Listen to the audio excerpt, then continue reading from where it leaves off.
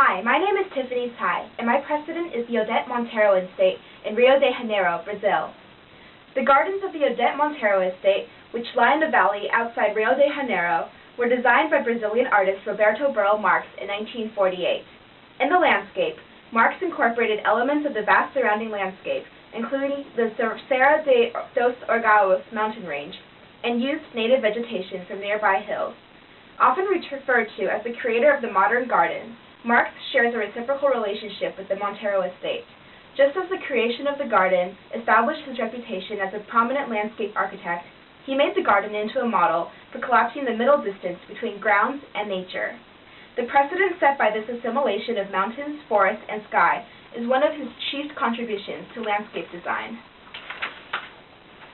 A winding path leads from the front of the house to the highest point in the garden, a symbolic place of enlightenment, where it forks into two and persuades the traveler to make a choice.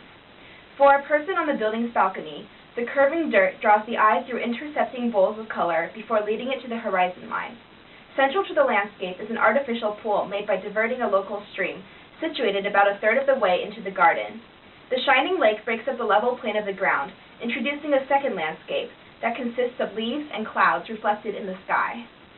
Dark and light areas in the multicolored patches of plants simulate the effect of sunlight penetrating the undergrowth of a forest, and during summer rainstorms, the constantly shifting light patterns would be reflected in the landscaping.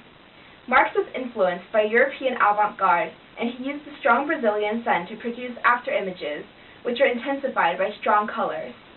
During the summer, yellow and violet trees dominate the upper layers, while in the winter, purple rhododendrons and yellow ipe weave across the contours of the landscape.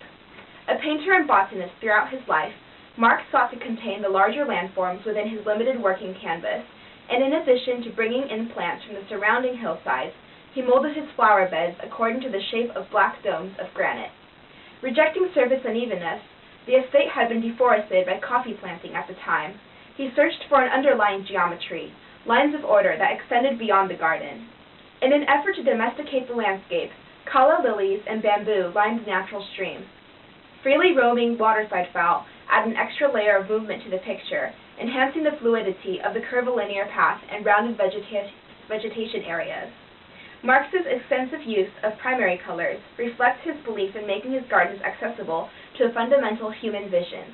On the other hand, he also valued indigenous culture and also replicated the bright face paints of Brazilian natives. Marx was sensitive to the passage of time and used drawings as a point of departure. Because not much of a market had developed for native botanicals, he cultivated a planting garden of his own. Some plants were in infancy when he transported them to the Monteiro estate, so they would achieve even more dramatic volumes during their lifetime, and he chose all of his plants to coexist in equilibrium long after they were being actively maintained. The garden was restored in 1988 and still stands today.